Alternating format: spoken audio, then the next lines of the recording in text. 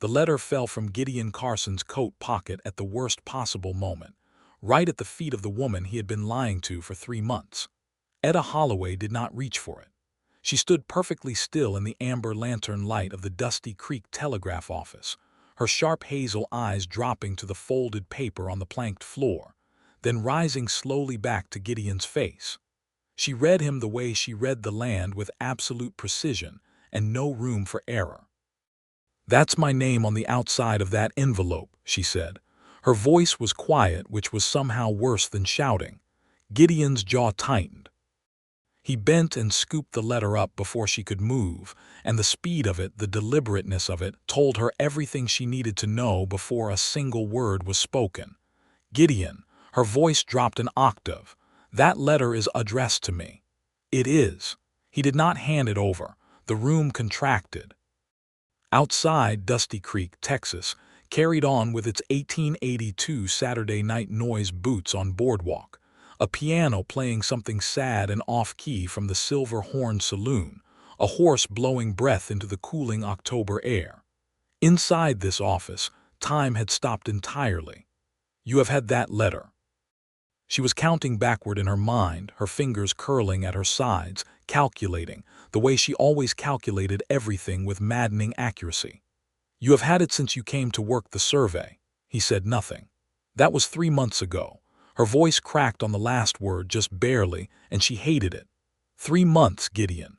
My father's solicitor sent that letter to the Harlan County Land Office for me to collect. I have been waiting for news about the homestead deed transfer. I thought it was lost. It wasn't lost. No, her eyes did not waver. Apparently it was in your pocket. The silence between them was not empty. It was packed tight with every ride they had shared across that surveyed acreage, every evening meal at the cookfire, every careful almost touch that neither of them had spoken aloud.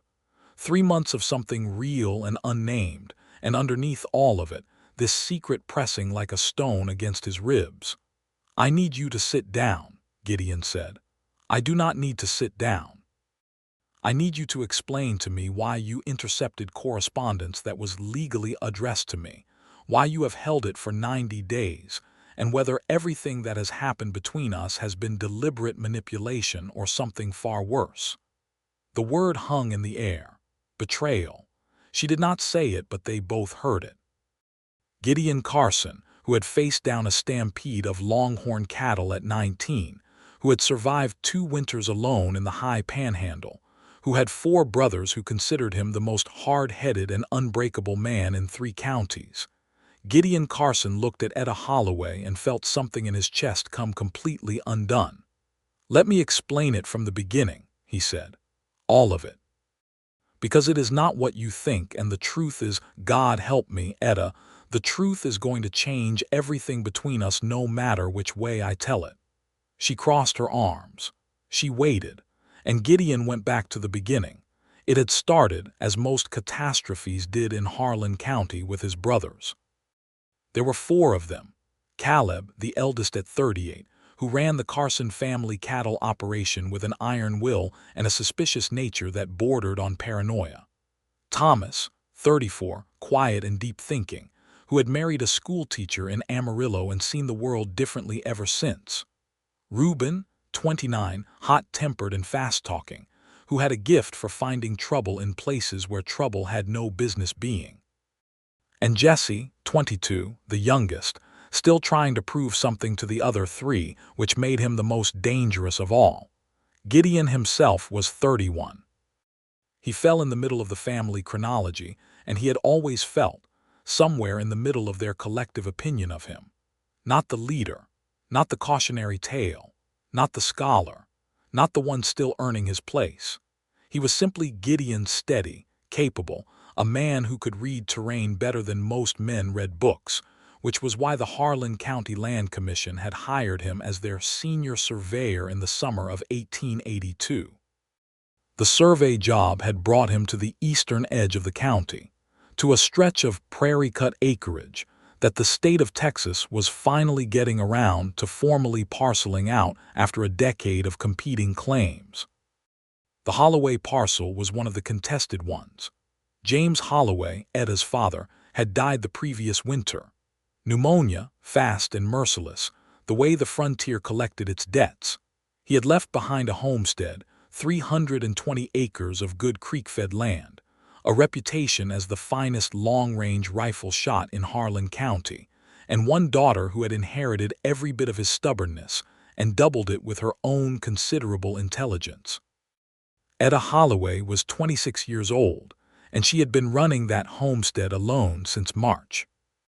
When Gideon first rode out to the Holloway property to begin the boundary survey, he had expected to find a grieving woman in difficult circumstances, possibly planning to sell, possibly waiting for a male relative to come and manage things. That expectation had lasted approximately 4 minutes. Etta had been on the roof of the main barn when he arrived, not being lifted up there, not waiting to be helped down.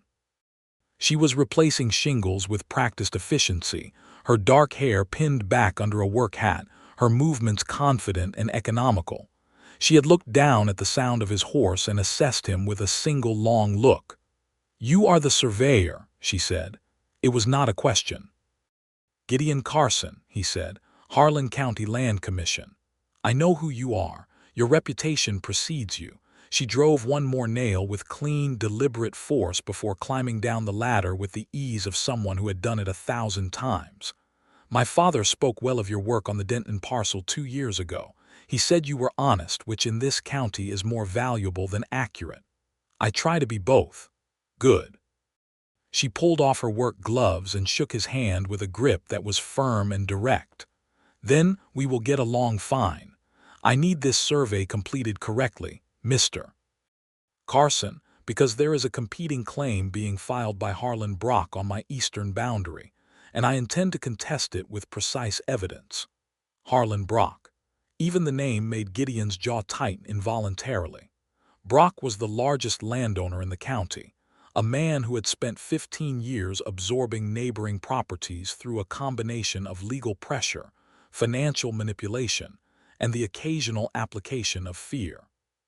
He had a lawyer in Austin, a judge he was rumored to own, and 4 armed men on permanent payroll who were referred to, with dark humor, as his range managers. "You understand what you are taking on," Gideon said carefully. It came out more patronizing than he intended. Etta had looked at him with those hazel eyes, level and completely unimpressed. "Mr. Carson, I have been aware of Harlan Brock since I was 14 years old, and he tried to pressure my father into selling the South Meadow for 1/3 of its value. I have been managing this land alone for 7 months. I have filed 3 separate legal documents with the county recorder in that time, and I have a correspondence ongoing with a land rights solicitor in Houston. I am aware of exactly what I am taking on. What I need from you is an accurate survey. Can you provide that?" "Yes," he said. "Then we have nothing else to discuss on the subject," she said, and turned back toward the house to fetch water for his horse. He stood there for a moment, feeling something he could not immediately name. It took him a few seconds to identify it. Respect. Clean and immediate and completely involuntary. The survey work took weeks. The Holloway acreage was complex creek bends that had shifted over decades, old boundary markers that did not match the original land grant documentation, a disputed corner post that Brock's men claimed was in the wrong position. Gideon found himself returning day after day, not only because the work required it, but because somewhere in the middle of the second week, he had stopped thinking of it purely as work. He learned Etta in pieces, the way you learn difficult terrain carefully, with attention, because the land would punish you for carelessness. She had been educated well beyond what was common for frontier women of her time. Her father had been a schooled man, originally from Virginia, who had believed with fierce conviction that his daughter's mind deserved the same investment as any son's might. She had studied mathematics, surveying theory, land law, and natural science. She read voraciously and had a small collection of books that she treated with the careful reverence most people reserved for things of great monetary value. She was the finest long-range shot in Harlan County, a skill she had inherited from her father and refined into something approaching artistry. Gideon learned this on the afternoon of his third week at the property, when he rode in from the eastern boundary to find her at the fence line with a Winchester Model 1873 rifle, shooting at a series of targets she had set up at what he estimated to be 300 yards. The targets were small tin can-sized circles of painted wood. She hit every single one. He sat on his horse and watched, genuinely unable to move for a moment. The precision was extraordinary. There was no wasted motion in her, no theatrics, no flourish. She loaded, aimed, breathed, fired with the focused economy of someone who had long since passed the point where the skill required conscious thought. She had entered the territory where mastery becomes instinct. When she had finished and turned to find him watching, she had not been embarrassed or performative about it. "Brock's men came to the eastern fence line last Tuesday," she said, unloading the rifle with practiced care. "They moved a marker post. I moved it back. I want to be certain they understand that I am watching." Gideon had experienced many moments in his life that surprised him. He was not easily startled, but watching Etta Holloway shoot with that degree of skill and then explain with complete calm that she was using that skill as a deliberate strategic communication to a dangerous man, that combination had reached inside him and rearranged something fundamental. He got down from his horse. He helped her carry the targets back to the barn. And somewhere on that walk, without either of them saying anything particularly meaningful, something shifted between them that neither of them chose to examine too directly. The letter arrived at the Harlan County Land Office on a Tuesday in late July. It was addressed to Miss Etta Holloway, care of the Land Commission Office, from a legal firm in Houston, Farris and Cal, solicitors, which Gideon recognized as the firm handling the deed transfer for the Holloway estate. He had been at the land office that afternoon, filing his preliminary survey notes, when the stage delivered the day's correspondence. The land office clerk, a slow-moving man named Hargrove, had sorted through the pile with his usual indifference. When the envelope addressed to Etta appeared, Hargrove had set it on the counter with a grunt and gone back to his ledger. Gideon had reached for it automatically, thinking he would simply take it out to her the next morning when he rode to the property. He had done it without real thought, the way you pick up a dropped item for someone. And then he had looked at the return address more carefully, Farris and Cal. But there was a second notation on the lower left corner of the envelope, a small handwritten note added by whoever had addressed it. In that handwriting, Ray, the matter of the Carson-Holloway boundary reconciliation for Miss Holloway's decision, his own name, Carson, on a legal document addressed to Etta before they had even formally begun the survey work together. He had stood in the middle of the land office with the letter in his hand and felt something cold move through his chest. That evening, he had ridden to Caleb's ranch, which was 9 miles south of town. He had found his oldest brother at the kitchen table with a man Gideon did not know, a man in a pressed suit with the smooth hands of a lawyer and the careful eyes of someone who moved money for a living. Caleb had looked up without guilt, which meant he had not expected Gideon to appear, or he simply did not feel guilty, which with Caleb was equally likely. "You should have told me you were coming," Caleb said. "Who is this man?" Gideon asked. "Mr. Ellis. He represents a group of investors who are interested in the eastern land parcels." Gideon looked at the man. The man looked back with the practiced neutrality of someone paid to reveal nothing. "Does this have anything to do with the Holloway parcel?" Caleb's pause lasted precisely 1 second too long. "The eastern parcels are part of a larger land consolidation opportunity. Does it have to do with the Holloway parcel?" The lawyer smiled thinly. "Your brother has been part of a land investment consortium for approximately 2 years, Mr. Carson. The Holloway property is a key parcel in the proposed consolidated holding. The late Mr. Holloway resisted sale. His daughter has been similarly resistant. There is a deed transfer pending in Houston which, if completed in the daughter's favor, will make the property substantially harder to acquire. He paused.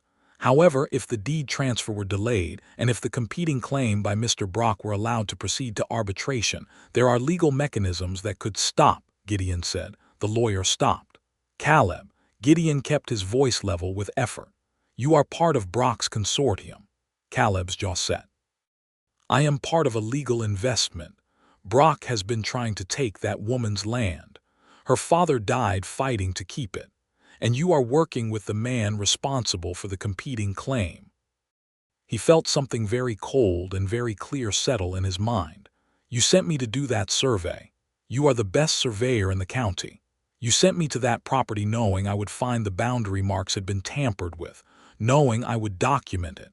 And if I documented it accurately, it would stop Brock's competing claim cold. He looked at his brother steadily. Unless the survey mysteriously reflected something different from what I found. Caleb said nothing. You thought, Gideon said slowly, that I would falsify my findings, for the family. The silence confirmed it. Gideon put the letter for Etta on the table and looked at it for a long moment. He understood then why that letter mattered. If the Houston solicitor completed the deed transfer in Etta's name before Brock's competing claim went to arbitration, her legal position became nearly unassailable. The letter almost certainly contained the deed documentation or instructions to complete it. If it reached her, she was protected. If it was delayed, if it disappeared, she remained vulnerable. He picked the letter up. He put it back in his coat. He walked out of his brother's house and rode back toward Dusty Creek in the dark, and he did not have a single clear thought the entire way except one. He was not going to give that letter to Etta until he understood the full shape of the trap that had been laid, because if he handed it to her and she acted on it before he knew what Caleb and Brock had planned, she might walk directly into something he could not protect her from. It was the wrong decision. He knew it, even then. But it was the decision he made, and he lived inside its consequences every single day for 3 months. Working alongside Etta during those months was the finest and the most difficult experience of Gideon's adult life. The survey work had become something more than professional almost immediately, though neither of them said so. She brought him coffee in the mornings with the matter-of-fact ease of someone who was simply being practical, not personal, and then stayed to look at his survey notes with genuine interest and incisive questions that frequently pushed him to reconsider assumptions he had not known he was making. She understood the mathematics of land surveying. Not in a cursory way, she understood it deeply, and on 2 separate occasions she caught errors in his calculations that would have created small but significant discrepancies in the boundary documentation. Each time, she pointed them out without fanfare, simply set her finger on the number and said, I believe this figure should read differently, and was correct. The second time it happened, Gideon had stared at the corrected figure, then at her, and said without thinking, Where did you learn to do this? She had looked at him with something close to amusement. My father taught me. He believed that a woman who owned land should understand how land was measured. I have also read the 3 primary surveying texts available to me, and I correspond with the Texas Land Survey Office in Austin on technical questions when they arise. She paused. Is that surprising to you? Yes, he said honestly. It should not be. But she said it without sharpness, only with the mild weariness of someone who had been surprising people in this particular way for a long time. He respected her more for not softening the answer. They began taking their evening meals together regularly, which had started with the practical logic of his survey work requiring him to be at the property past sundown, and had gradually become something that neither of them pretended was purely practical. She cooked with confidence and economy, no fuss, no apology, food that was good and honest in the same way she was. He helped without being asked, setting the table or fetching water, because it felt natural to move in her space. They talked about everything. Land and law, the politics of the county, the complicated mathematics of survival on the frontier, books they had read, ideas that interested them. She had opinions on everything and delivered them with the precision she brought to her rifle work, aimed, clear, deliberate. He found himself looking forward to being argued with, which was not a feeling he had experienced before. Reuben rode out one afternoon in August to bring Gideon a message, and found the two of them at the kitchen table bent over a surveying map, their heads closed together, Etta's finger tracing a boundary line, while she made a point about the creek bed's historical position.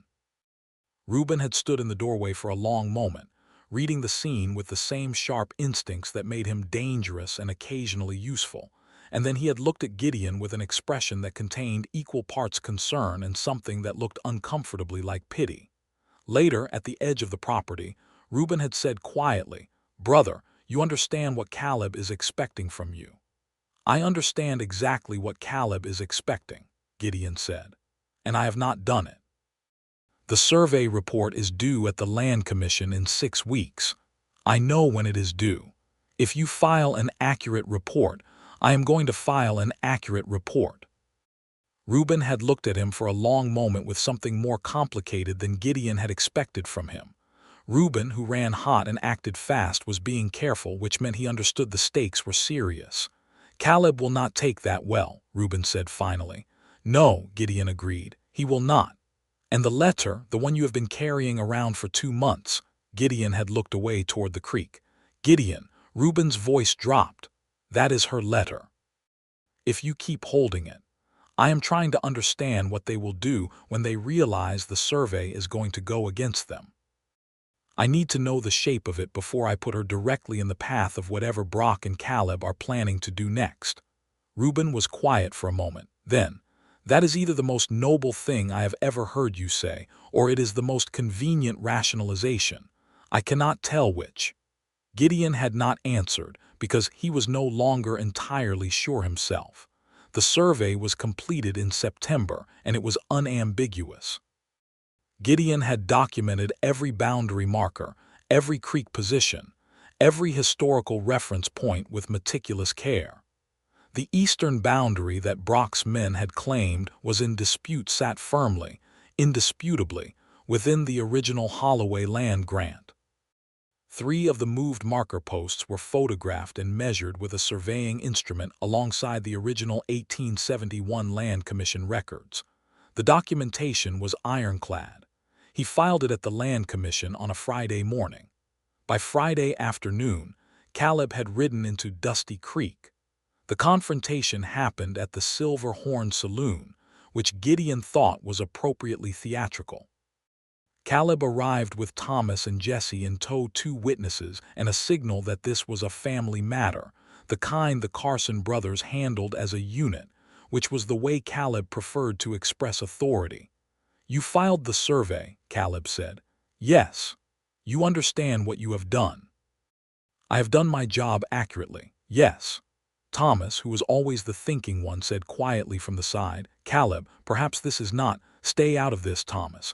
Caleb's voice did not rise, but it became flat in a way that was somehow worse. He turned back to Gideon. "You have just cost this family a significant financial stake in the Eastern land consolidation. You have handed that woman a legal fortress that Brock's people will not be able to break." "Good," Gideon said. Jesse made a sound that was part laugh and part disbelief. He was young enough that he could not quite decide which side of the argument he was supposed to be on, which was the most honest response in the room. "Good," Caleb repeated slowly. "You are telling me that you deliberately. I am telling you that I did my job. The survey reflects what is true. Whatever investment you made with Brock was made on the assumption that I would falsify my findings, which was an assumption you had no right to make." He looked at his oldest brother steadily. "I do not belong to your investment consortium, Caleb. You do not get to use my work without my knowledge for something I would not have agreed to. You are a Carson.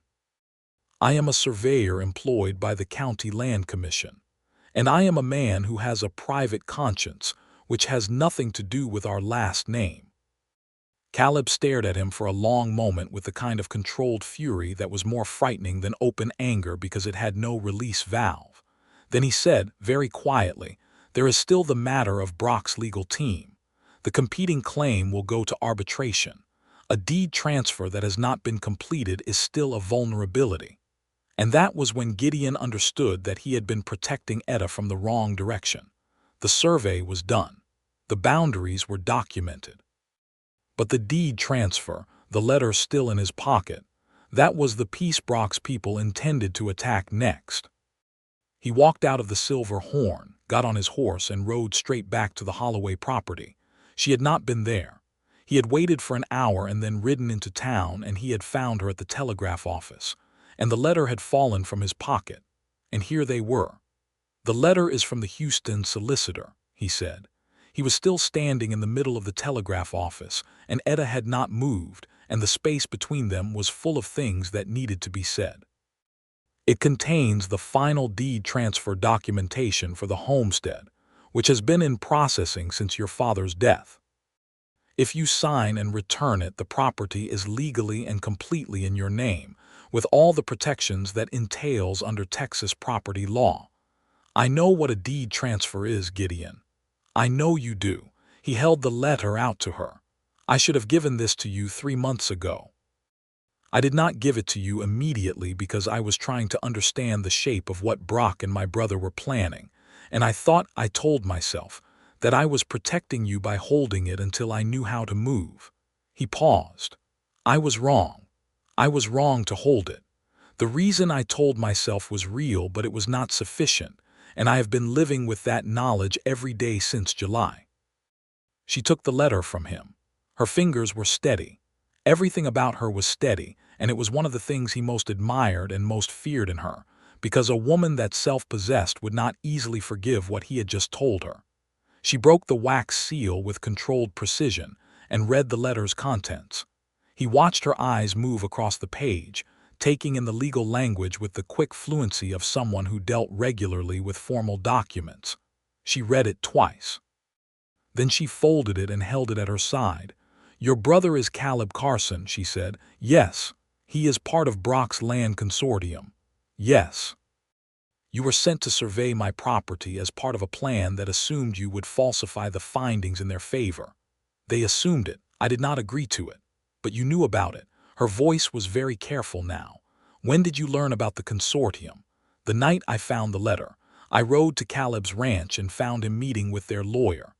"So you have known since July that your brother was working with the man trying to take my property." She looked at him directly. "And you continued to come here every day and eat at my table and work on my land, and you said nothing." "Yes, there was nothing useful to add to that." "Why?" She asked it quietly, without anger, which was somehow the most devastating possible register for the question. Gideon was quiet for a moment.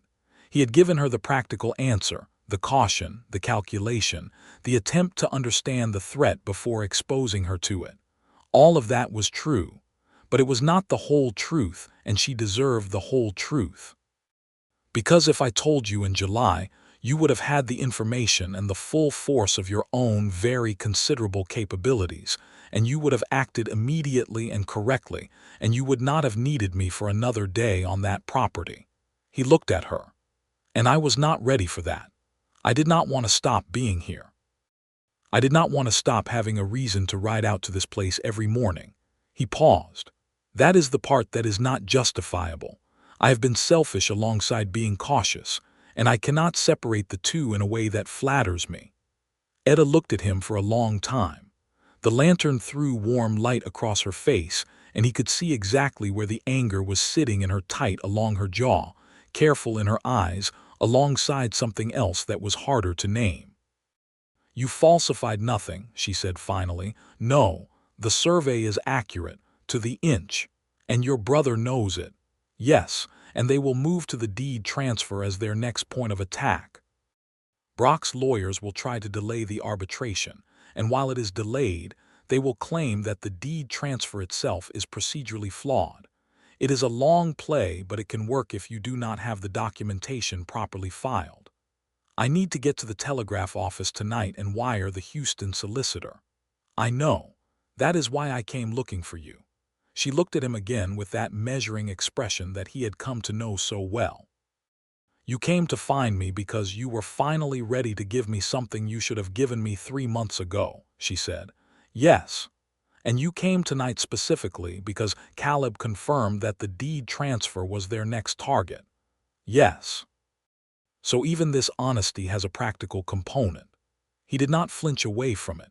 Yes, but that does not make the honesty less real. He looked at her. Etta, I can give you 10 minutes of righteous anger which you are entirely entitled to, or I can help you draft that telegraph message right now and make sure Brock's people do not get another hour's advantage on you. After that, you can decide what you want to do about the rest of it. She studied him. Then she turned to the telegraph operator's desk, sat down, pulled a sheet of paper toward her and said, "Sit down, Gideon. I need you to remember the specific procedural timeline you documented in the survey report, because I am going to reference it in this wire." He sat down.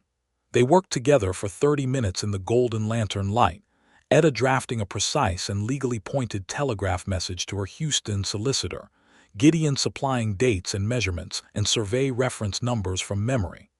She wrote quickly and accurately, her hand steady, the language precise and unambiguous. When she finished, she read it back once, made 2 small changes, and handed it to the telegraph operator with the appropriate fee.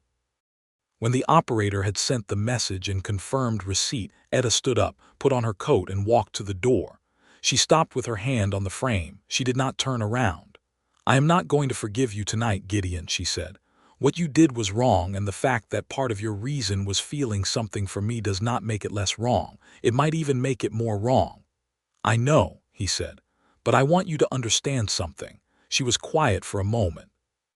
"I have known for 2 months that something was being kept from me. I am not a woman who misses things. I knew there was a secret and I chose to wait because the work was good and the man doing it was, I thought he was good. And I was right about that, even if I was wrong about the rest." She turned her head slightly, not quite looking at him. "I will need some time." "Take whatever you need," he said. She walked out. He sat alone in the telegraph office for a long while, in the company of a regret that felt entirely deserved, and something else alongside it. A kind of raw, unhidden feeling that had no comfortable name but that had been building for 3 months and was now simply present, like the weather. The arbitration hearing was set for the 3rd week of October. Brock's lawyers moved quickly, filing procedural challenges to the survey findings and questioning the chain of custody of the boundary documentation. They were good. Gideon had to admit that. They found every possible crack and pressed on it with professional thoroughness. What they had not anticipated was Etta Holloway as an opposing force. She arrived at the county arbitration office in Dusty Creek on the morning of the hearing, with a leather document case. A handwritten legal brief that her Houston solicitor had confirmed was technically sound, and the composure of someone who had been preparing for this specific fight for several months. She wore a dark dress that managed to be both proper and somehow intimidating, and she walked into that room without hesitation. Gideon was there as a witness. His survey report was the primary technical document in the proceeding. He had been notified by the commission to appear, and he sat in the front row of the small hearing room waiting to be called. He watched Etta work and tried not to show how much it affected him. She had studied the competing claim documentation with the same meticulous attention she gave to survey mathematics. She had identified 3 specific points where Brock's lawyers had relied on a flawed reading of the 1871 land grant, 2 instances where the competing claim cited boundary measurements that directly contradicted the historical record, and 1 procedural irregularity in how Brock's original claim had been filed. She presented each point with careful, ordered precision, citing specific documents by page number and paragraph. The arbitration panel, 3 men from the county commission who were used to hearing simple boundary disputes between cattle operations, looked increasingly unsettled as Etta worked through her documentation. She was not aggressive. She was not dramatic. She was simply extraordinarily prepared, and preparation of that quality in that room was deeply unusual. Brock's lead lawyer, a man named Hargrove from Austin, Not the indifferent clerk but a different Hargrove, which was either a coincidence or a sign that Texas had too many men with that name, tried 3 separate times to interrupt her presentation with procedural objections. Each time, Etta acknowledged the objection, cited the specific rule of procedure under which it did not apply to her current point, and continued. She did it without emotion and without losing her place. Gideon, sitting in the front row, found himself holding very still in a way that had nothing to do with the formal setting. When she sat down, there was a silence in the room that was different from an ordinary pause. The arbitration panel chairman cleared his throat and said he would need to consult his colleagues. They returned 40 minutes later. The competing claim was denied on the basis that the surveying evidence was unambiguous, and the procedural history of the original filing contained material irregularities. The Holloway boundary was affirmed in full. The completed deed transfer documentation, which had arrived by return wire from Houston 2 days earlier, was entered into the county record. The property was Etta Holloway's, in law as completely as it had always been in right. Brock's lawyer gathered his papers with controlled stiffness. He did not speak to Etta. He passed Gideon in the aisle without looking at him. Etta sat for a moment after the room began to clear. Then she stood, closed her document case with a quiet click, and turned around. Gideon was still there. She looked at him, he looked at her. 3 weeks had passed since the night in the telegraph office, and they had not spoken in that time beyond what the practical requirements of the arbitration preparation demanded. He had sent her a note with the dates of the commission notifications. She had replied with a list of questions about the survey documentation. It had been professional and careful and quietly painful in the way that things between 2 people who have not finished an important conversation are always painful. "You should know," he said, "that I resigned from the survey commission 2 weeks ago." She had not known that. He saw it in her expression. "I cannot work for a commission that allowed itself to be used in this way. I reported the conflict of interest to the state land office in Austin. They are investigating. Caleb and Brock will have a more significant problem than a failed arbitration within the next few months." He paused. "I am not telling you this to seek credit. I am telling you because you deserve to know the full state of things." She was quiet for a moment. "What will you do for work?" "I have enough saved to take on private survey contracts. There is enough legitimate work in this county for an independent surveyor who is known to be accurate and honest." He met her eyes. "My honesty is not negotiable, Etta. I know I failed that standard this summer with the letter. I'm aware of that failure and I do not minimize it, but it is not who I am as a rule. I need you to know the difference." She was still looking at him with those eyes that missed nothing. "I know the difference," she said. "I have known it for some time. That is part of what made it so difficult." He nodded. He had nothing more to say that was not going to be too much for this room this moment. She picked up her document case. She walked past him toward the door. She stopped. "I have a fence line on the north pasture that needs proper marking now that the boundaries are confirmed," she said, without turning around. "If you are looking for contract work." He was quiet for a moment.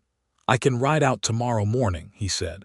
She walked out without answering, which from Etta Holloway was the same as yes. He rode out the next morning.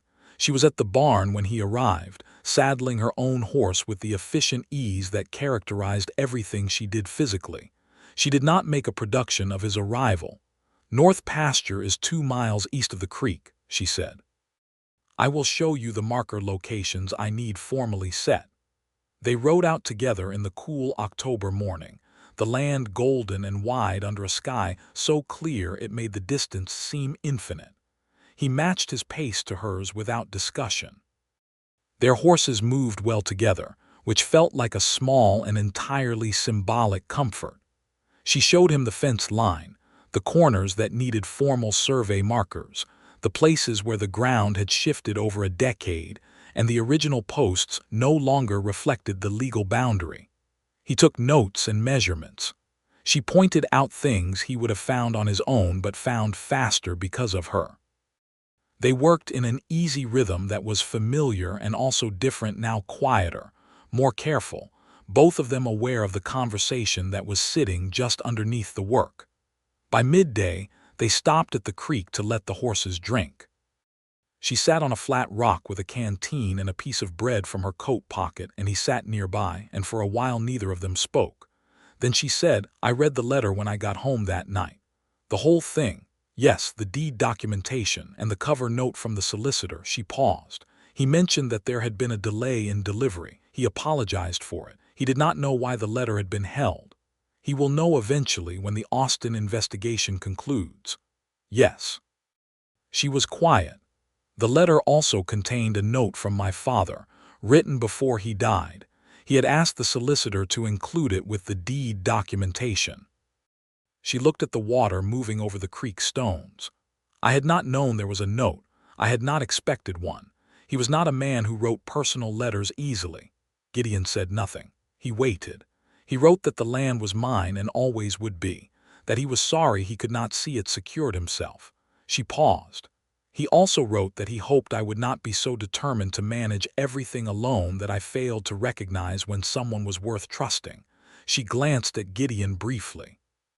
"He had a gift for being posthumously perceptive. He sounds like he was a remarkable man." "He was." She turned the canteen in her hands. "He would have found you interesting, I think. He had great respect for honest work and no patience at all for pretension." She paused.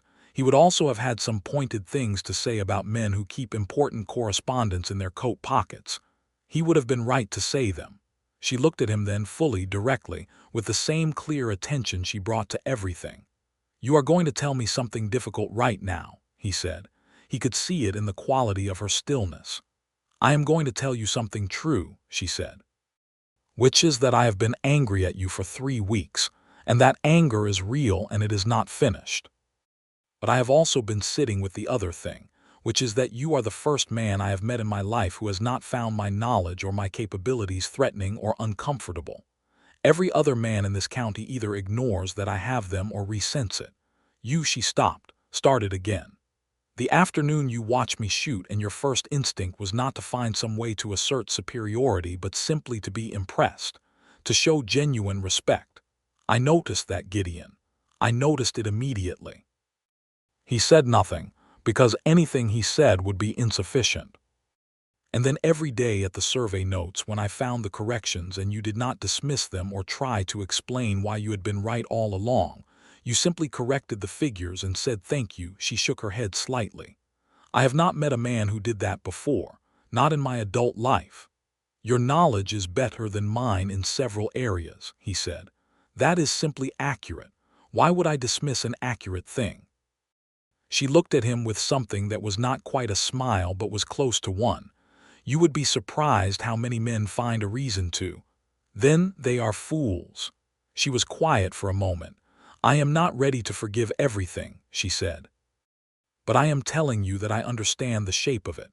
I understand that you made a wrong choice for reasons that were genuinely complicated, and that the wrongness and the complications are both real, and that they do not cancel each other out." She paused. "I am telling you that I am willing to continue." Something in his chest released, not all at once but steadily, like tension leaving a too tight rope. "Continue," he said carefully.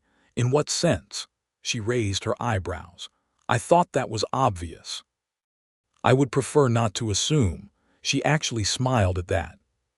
It was the first full, real smile she had given him in 3 weeks, and it changed the quality of the air in a way that was entirely disproportionate to the physics involved.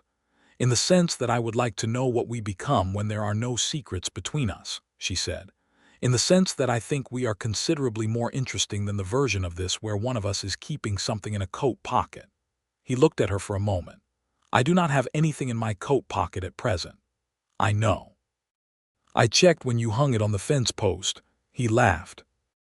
It surprised him, the sound of it coming out full and genuine, not the careful managed version he usually produced in company.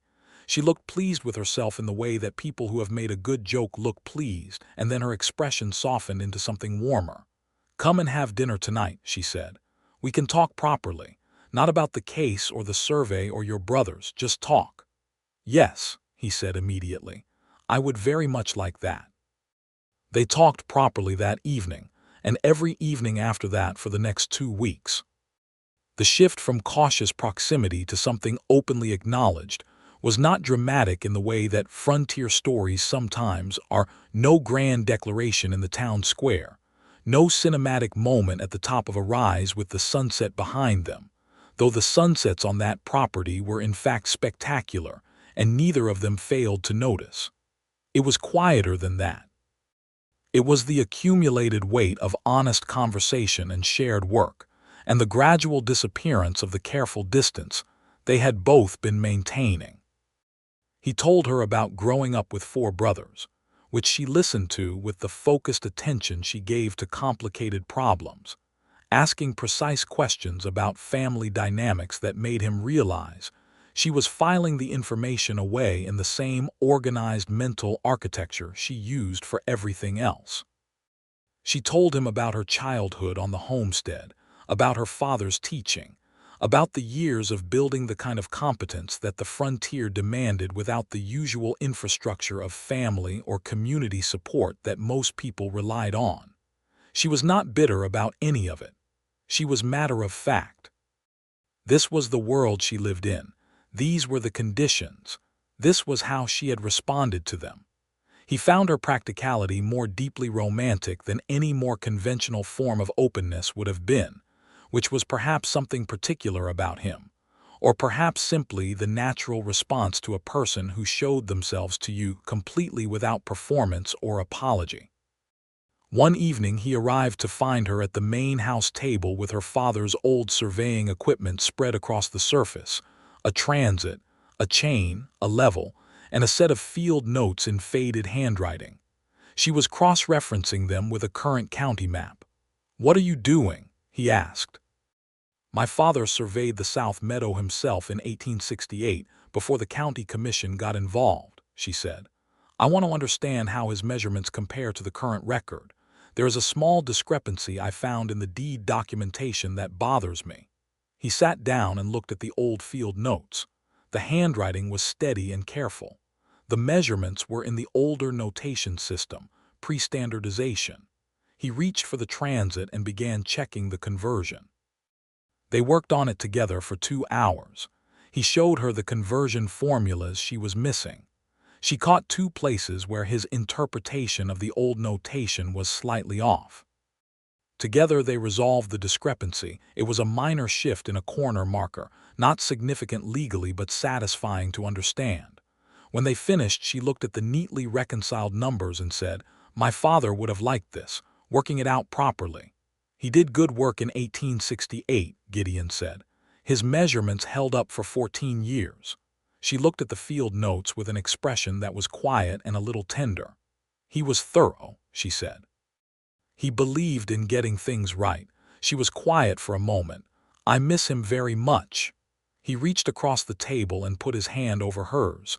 She did not move away.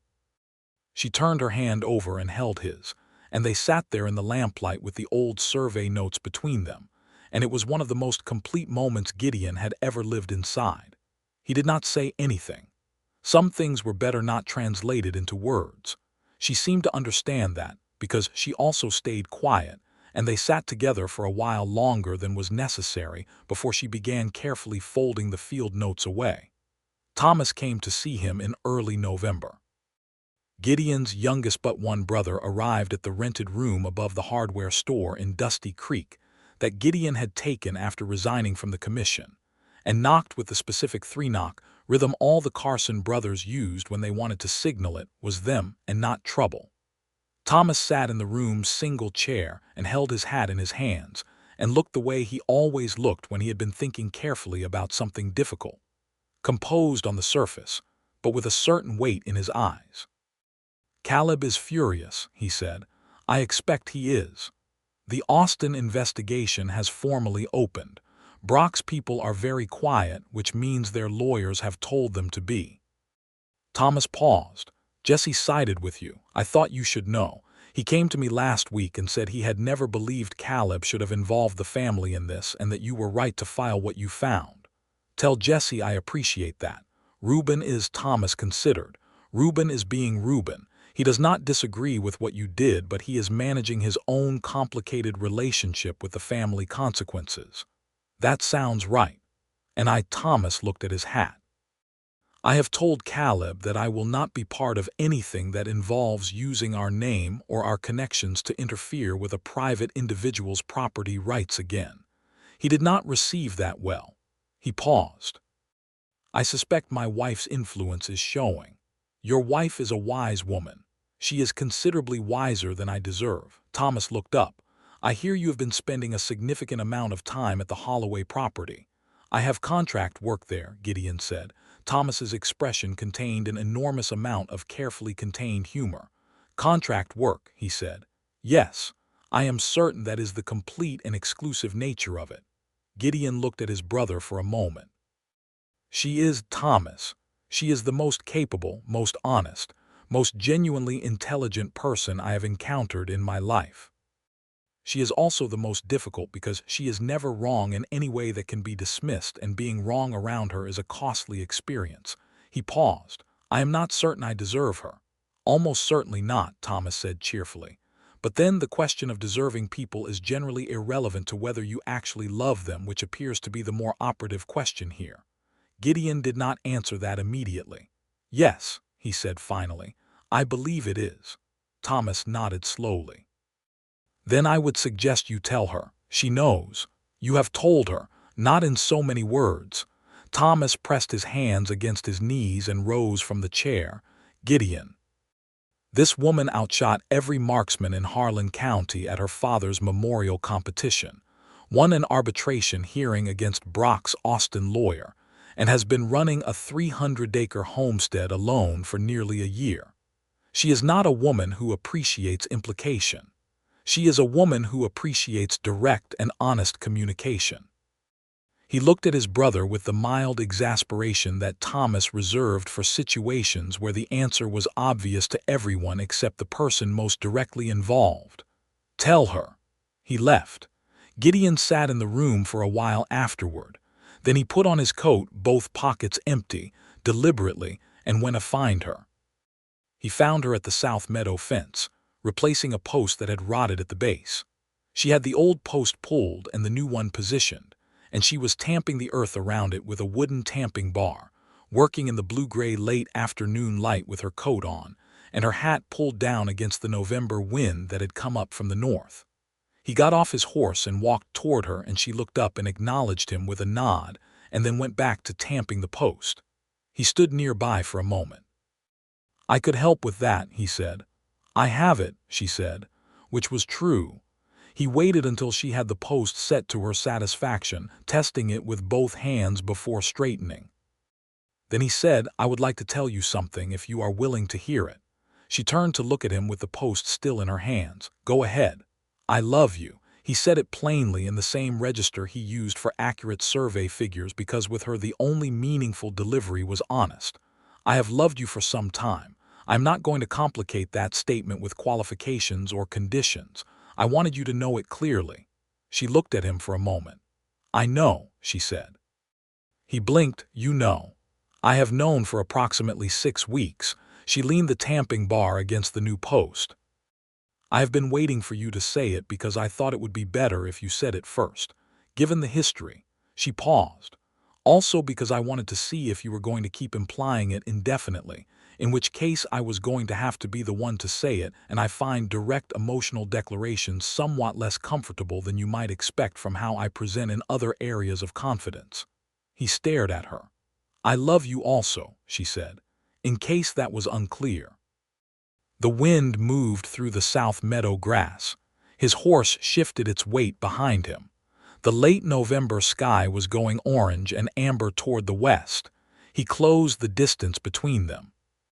He did not ask permission because he was fairly certain that the current conversational exchange had rendered it implicit. But he did move slowly enough that she could make any alternative preference known. And she did not. And when he kissed her, it was careful and deliberate, and then a great deal less careful as she put her free hand flat against his chest and kissed him back with the same focused completeness she brought to everything.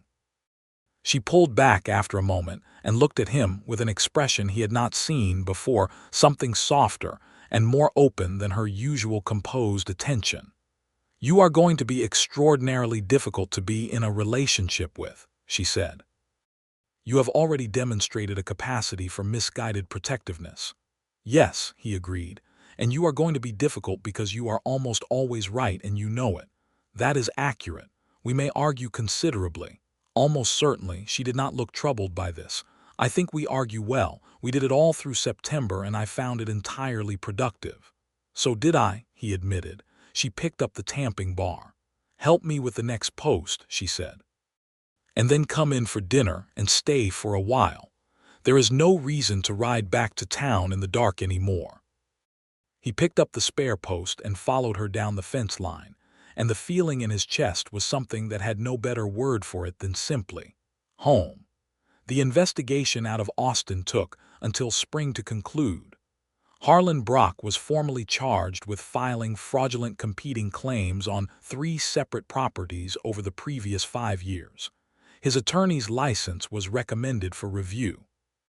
Caleb Carson was named as a participating investor in the consortium, which created sufficient legal and reputational pressure that he divested his interest before the matter went further, a fact that Gideon learned from Thomas with mixed feelings. Caleb had escaped the worst consequences. But the investment was gone, the relationship with Brock was severed, and the public record named the consortium and its methods clearly enough that the local community had drawn its own conclusions. Jesse came to Dusty Creek in February, ostensibly to buy equipment but actually to find Gideon. He was 22 and trying to carry himself with more gravity than he had previously managed and mostly succeeding. "I wanted to apologize," Jesse said, "for not saying anything sooner. When I first heard what Caleb had planned, I should have told you." "You did not fully understand it then," Gideon said. "Neither did I. I understand it now." Jesse looked uncomfortable in the way that young men look when they are doing something they have decided is right, but that does not come naturally yet. "Is she Miss Holloway? Is she well?" "She is very well. She won the arbitration," Jesse said, with something that sounded genuinely admiring. "I heard about it. She handled herself like Caleb was furious about it for a week, which tells you everything." "She is remarkable," Gideon said simply. Jesse looked at his brother with a new and more careful assessment. "You are in love with her?" "Yes." Jesse nodded slowly, as though confirming something he had already suspected. "Are you going to marry her?" Gideon had been thinking about that question for some time. "If she will have me," he said, "which is not a certainty." Jesse almost smiled. "Somehow I think you will find a way to make the case." He proposed to her in March at the South Meadow, which had become in the months since November a place that held several layers of meaning for both of them. He had thought about how to do it. He was not a man given to theatrical gesture, and she was not a woman who would have welcomed one. What she valued was honesty and directness, and the respect of being treated as the intelligent and capable person she was. He tried to do all of those things.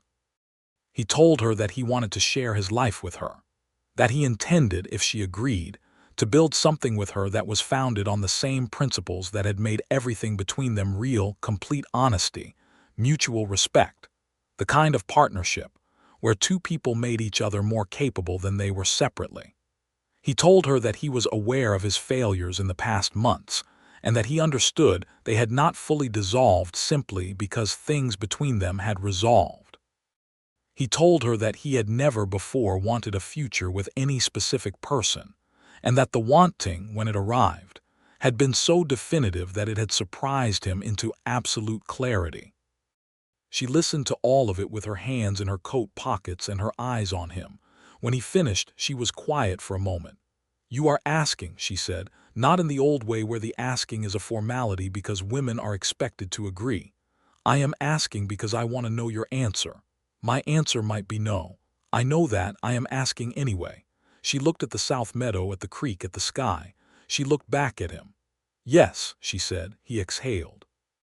"But I need you to understand something," she said, and he steadied himself, because with Etta, The conditions that followed a yes were frequently as important as the yes itself. I am not giving up this property. It is mine and it will remain mine. The homestead is not a dowry or a transfer. It is my land. Of course it is. And I will continue to manage it as I have managed it, which may sometimes mean I know better than you about certain things. It will mean that frequently. And I need that acknowledged as a fact of our partnership, not as something to be managed or tolerated. Etta, he looked at her steadily. I fell in love with the woman who caught my surveying errors and shot 300 yards on a Tuesday afternoon and won an arbitration case against Brock's Austin lawyer. The last thing I want is for any of that to be different. She regarded him for a long moment. Good, she said. Then we understand each other. Entirely. She took her hands out of her coat pockets and took his hand, and they stood together in the March wind with the south meadow stirring around them, and it was absolutely perfect. They married in April of 1883. The ceremony was held in the Dusty Creek Methodist Church, which was a small building that smelled of wood and candle wax and had a view of the eastern prairie through its single clear window. The minister was a steady, kind man named Pastor Holland, who had known James Holloway and greeted Etta with genuine warmth. Thomas attended with his wife, a quiet and perceptive woman named Clara who shook Etta's hand with the frank approval of someone who had been hoping for exactly this. Reuben came, cleaned up and slightly uncomfortable in a good shirt, and managed to behave with a dignity that surprised everyone including himself.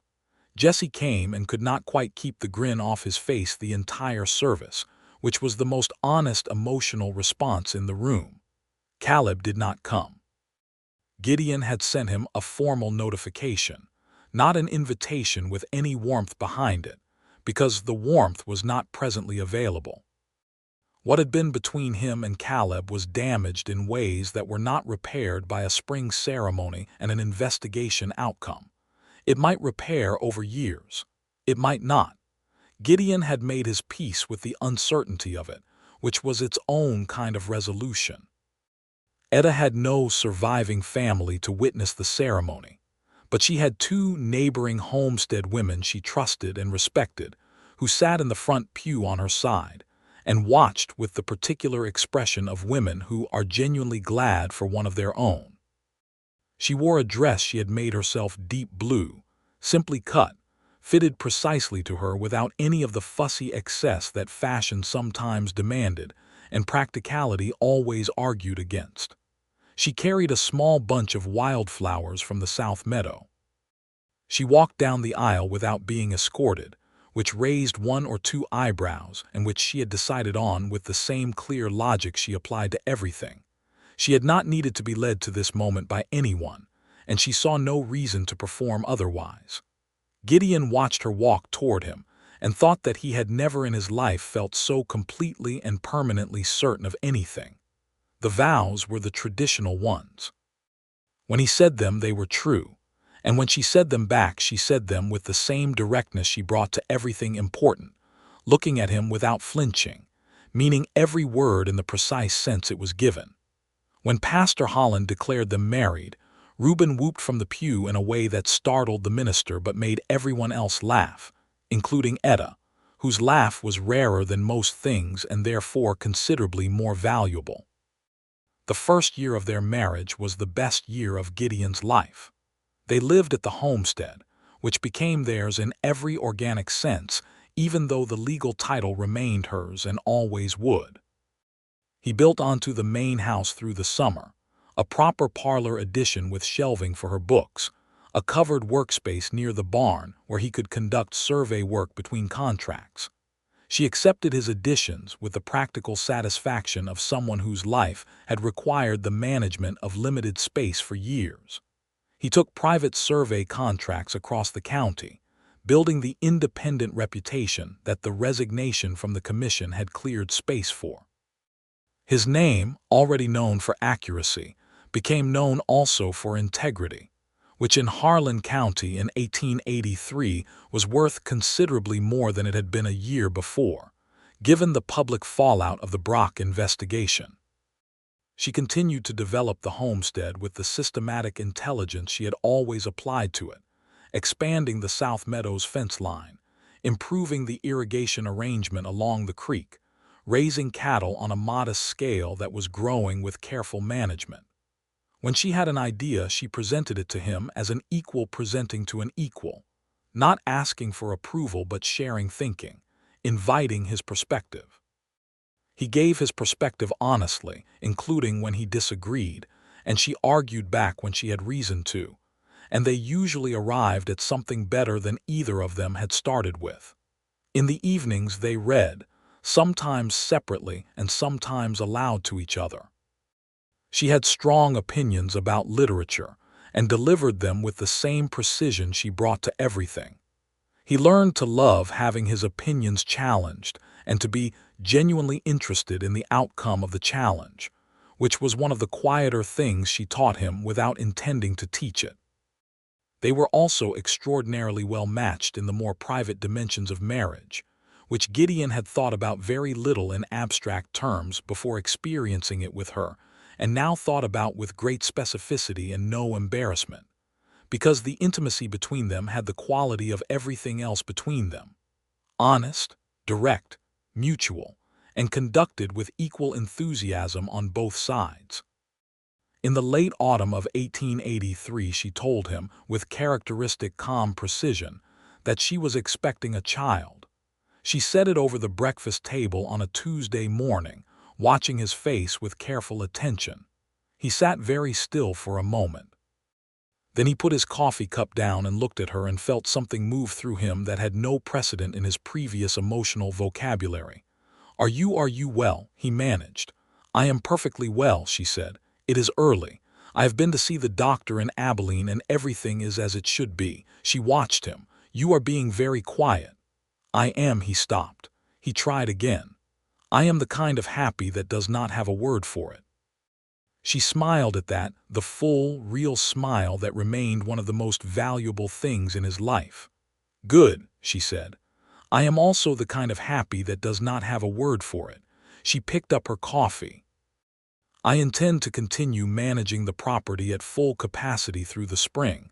I would appreciate it if you did not suddenly become protective in ways that imply I am no longer capable of my own work.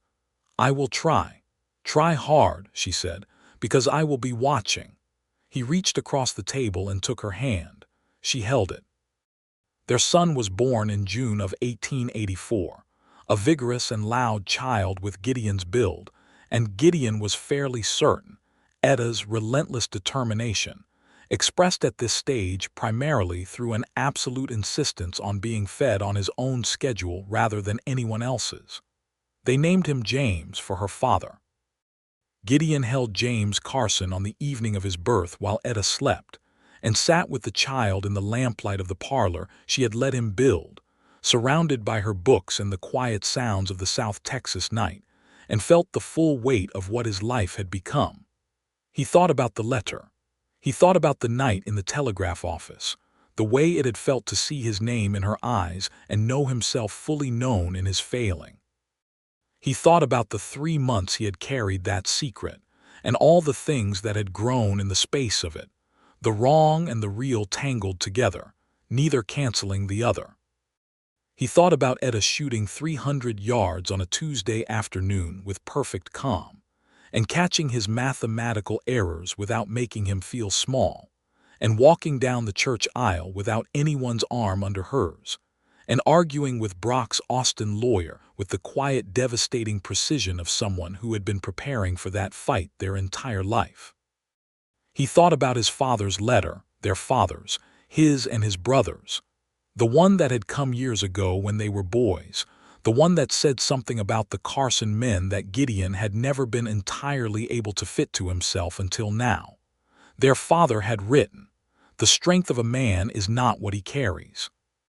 It is what he is willing to put down when putting it down is right." He had been carrying the wrong thing for 3 months. He had put it down, and everything that had come after was what lived on the other side of that. James made a sound against his chest that was somewhere between a complaint and a statement of general satisfaction. Gideon shifted him gently and looked at his face in the lamplight, the extraordinary novelty of a face that was entirely new to the world, and yet already entirely its own. "You have a remarkable mother," he said quietly to his son. "I will spend the rest of my life being glad of it." The autumn of 1884 brought the final resolution of the Brock investigation. Harlan Brock, under the weight of the Austin investigation and the accumulated legal challenges from the 3 properties he had improperly tried to acquire, reached a settlement with the state land office that required him to divest 2 of his holdings and pay a significant financial penalty.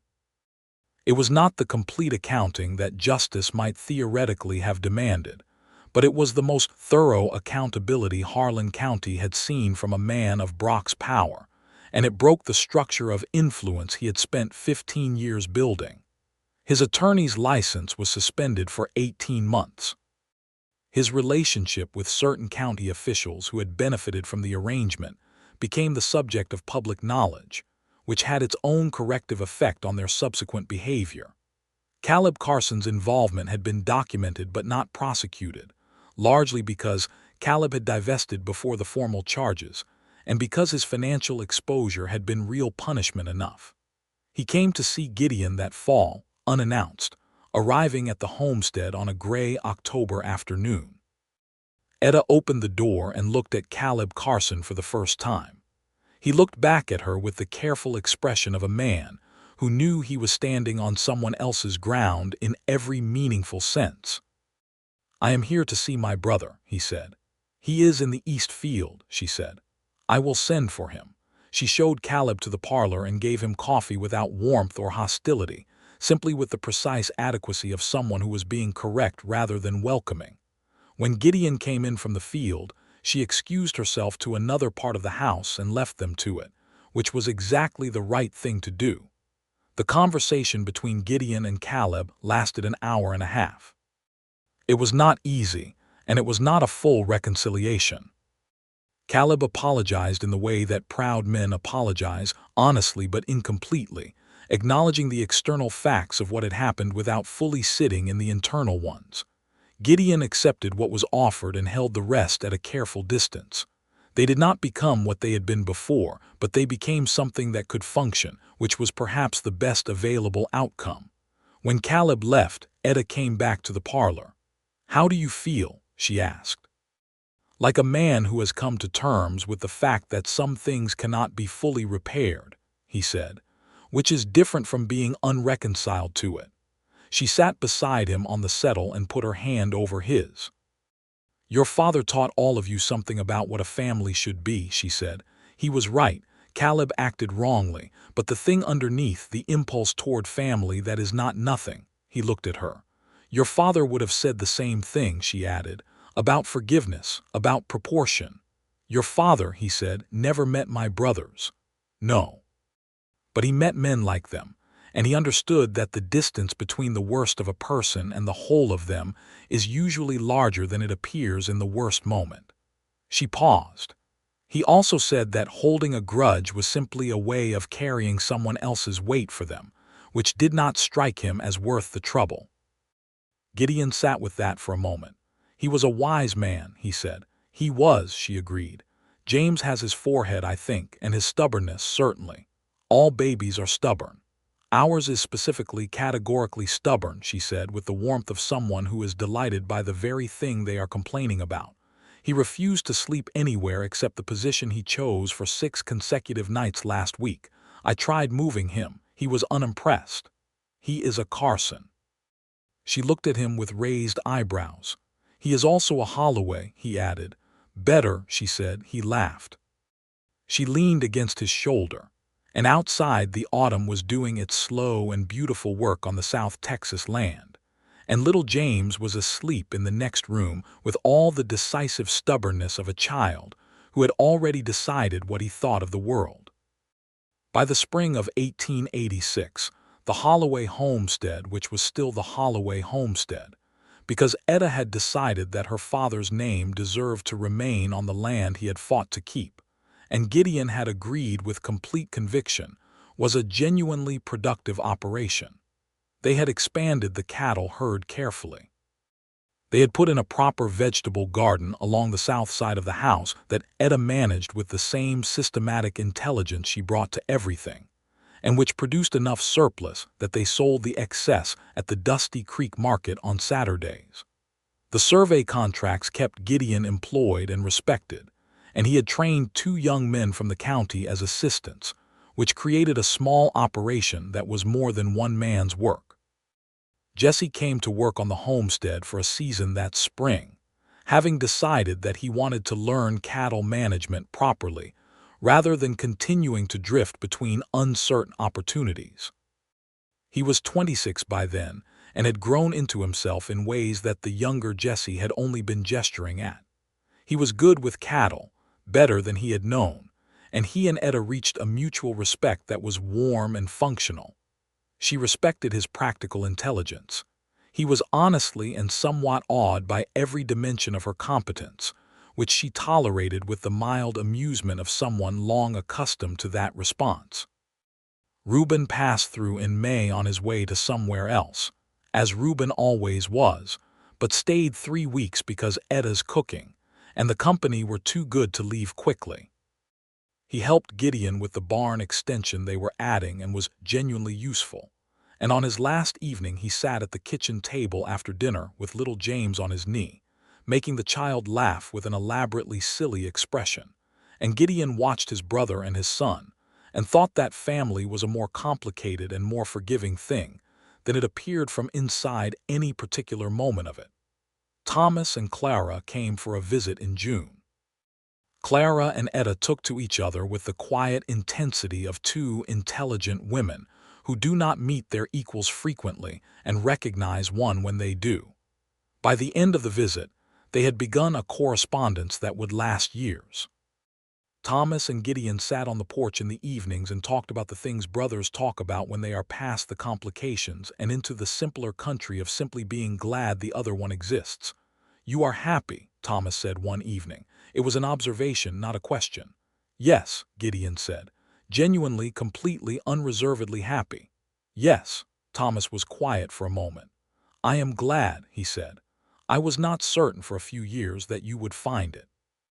You were always so careful, you kept so much inside.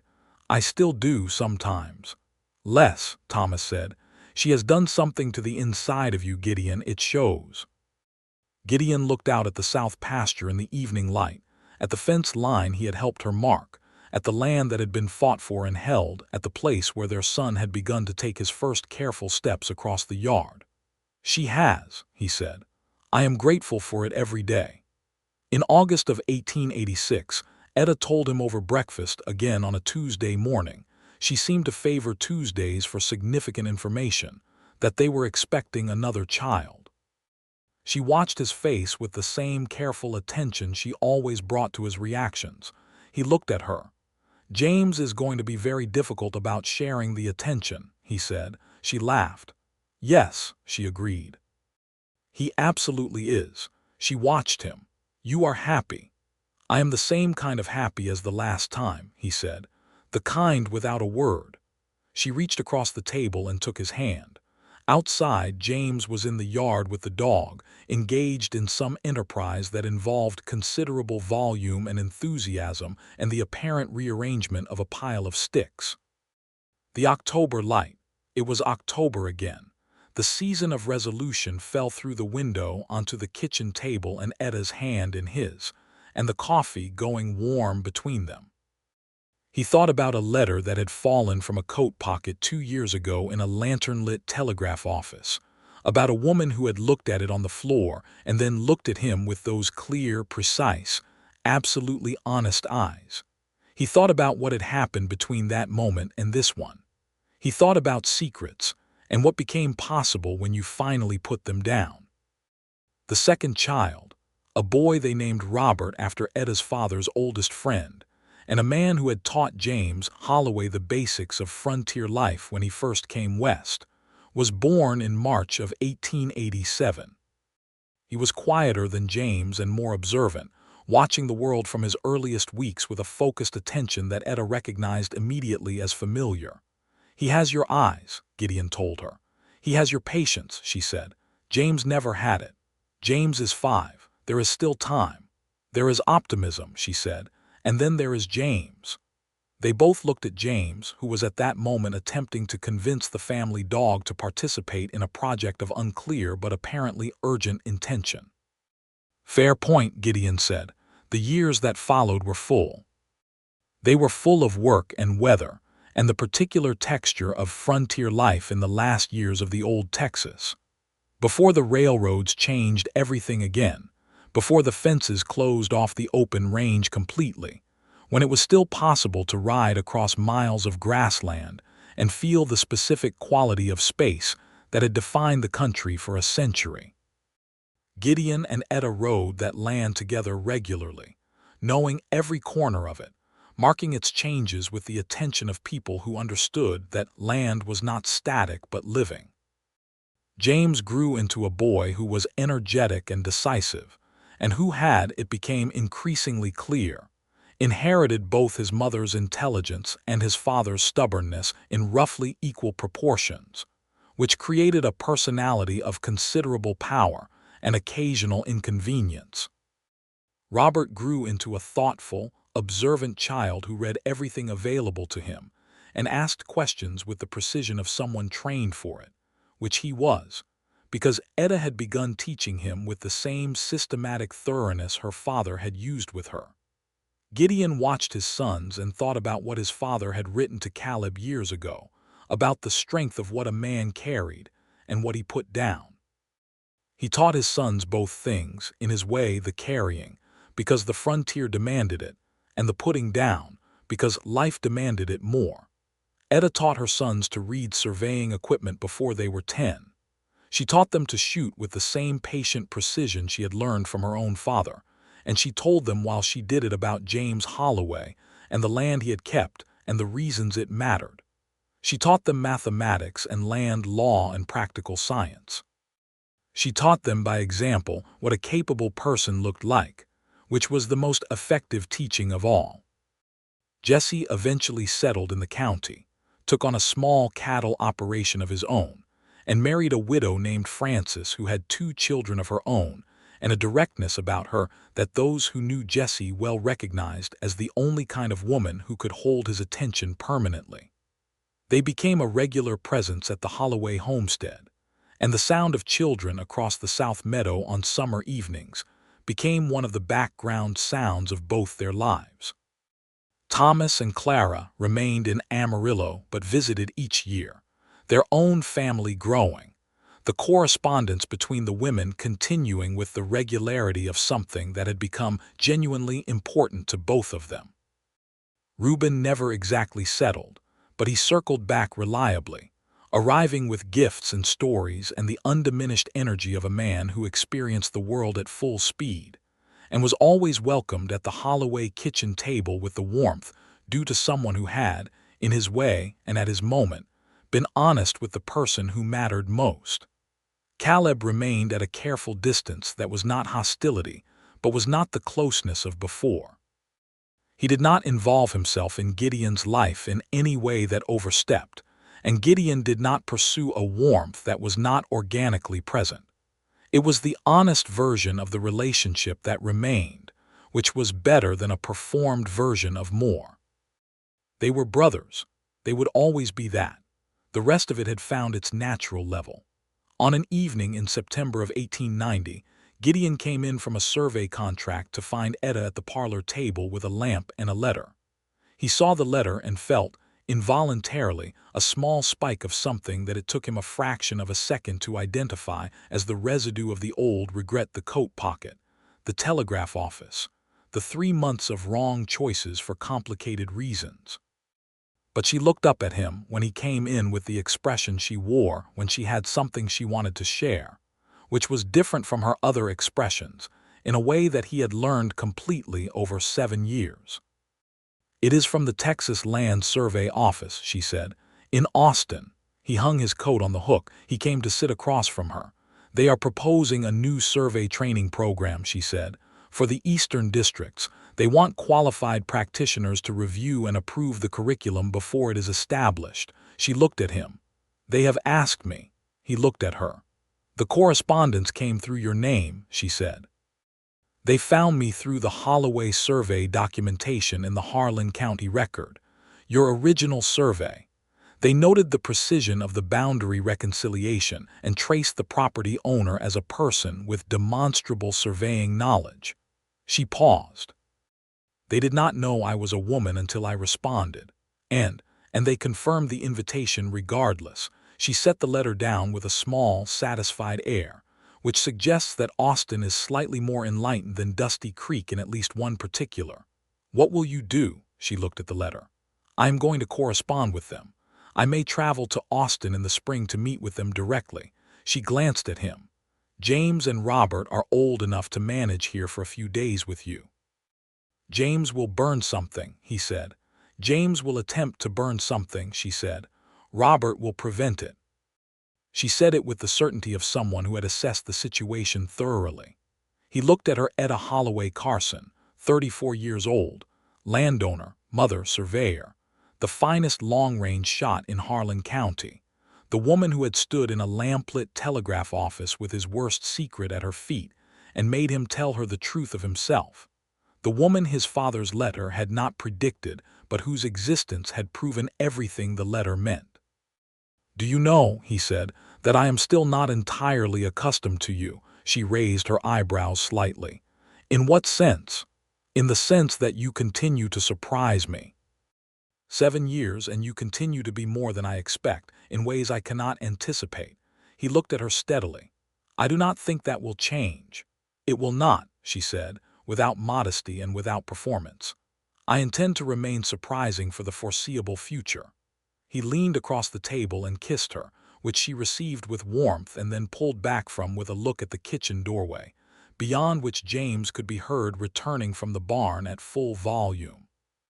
"Later," she said quietly, with the specific meaning that the word carried between them. "Later," he agreed.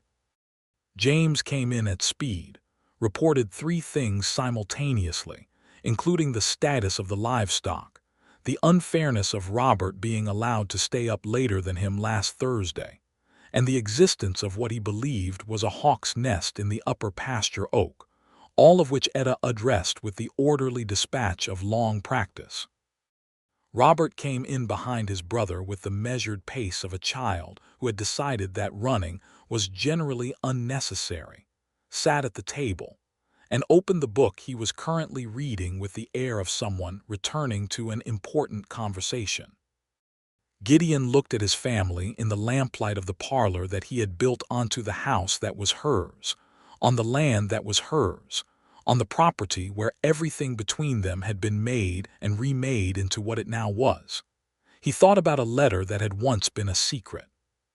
He thought about the woman who had known the letter was there, who had waited for the truth, who had received it and held it and then chosen him anyway, not despite what he had done but with full knowledge of it, because she was a woman who dealt in accurate information and honest calculations, and who had calculated in the end that the whole of him was worth the parts of him that were flawed. He thought about 4 brothers and all the complicated inheritance of family, and about what you keep and what you put down and what you build in the space of the difference. He thought about his son James with his mother's eyes and his father's stubbornness, about Robert with his mother's precision and his father's patience, about the Austin letter on the table and the spring trip it might produce, and the woman who would walk into that Austin office and be, once again, precisely and completely and unapologetically herself. Outside, the September night was coming on over the South Texas land, and the creek was moving, and the fence posts he had helped her set were standing exactly where they were supposed to be, and everything that was supposed to be there was there, and everything that was supposed to be held was held, and nothing that mattered was secret anymore. The lamp burned on the table between them. Robert turned a page. James, finally settled, leaned against his mother's arm and began to drift toward sleep the way children do, all at once, like a candle going out. Etta put her hand in his hair without interrupting what she was saying to Gideon about the Austin proposal, because she had always been capable of more than one thing at a time. Gideon sat in his chair and let the evening settle around him, and felt the fullness of what a life could be when it was lived honestly, in partnership with someone whose strength did not diminish yours but multiplied it. He would not have traded any of it. Not the letter, not the 3 months of wrong, not the night in the telegraph office with the worst of himself on the floor between them. Not any of it, because all of it had led here to this table, to this woman, to this life that was more than he had known to want and exactly what he had needed. The creek ran. The south meadow held its fence. The land was hers and everything on it was theirs, and the night came down over Harlan County, Texas, in the year 1890, full of ordinary grace, and it was enough. It was, in every way that mattered, more than enough.